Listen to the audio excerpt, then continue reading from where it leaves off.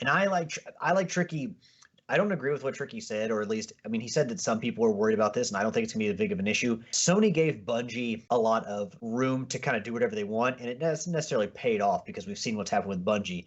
I think that what we've learned things in hindsight with Bungie that maybe Sony shouldn't have done that because there was a reason why Sony bought Bungie and why Bungie allowed themselves to be bought, very financially driven reasons.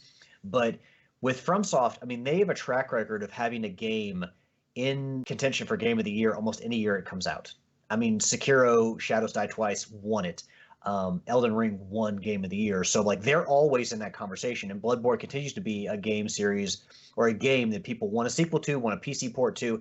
So I think they've proven themselves where Sony's like, hey, if we get you guys, I think they'll leave FromSoft alone because they see that quality there. As with Bungie, Bungie is kind of they're a mess. Whereas you don't see that. FromSoftware is run a little bit better as a tighter ship over there. So, but do you think that because of Sony, what would Sony? No, I think they'll leave them alone. I do because they've been successful in their own right. And don't get me wrong, Bungie has seen some success with Destiny as well, but it's definitely a lot more of a mess there that they need to clean up.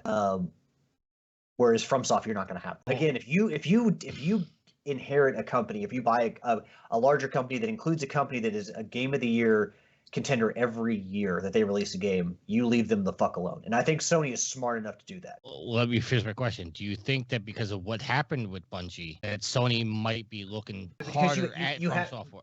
You have to take each company on its own, and I agree with you, but I'm just saying, do you think Sony is going to say we need to learn from our mistakes and keep a tighter rein on these guys?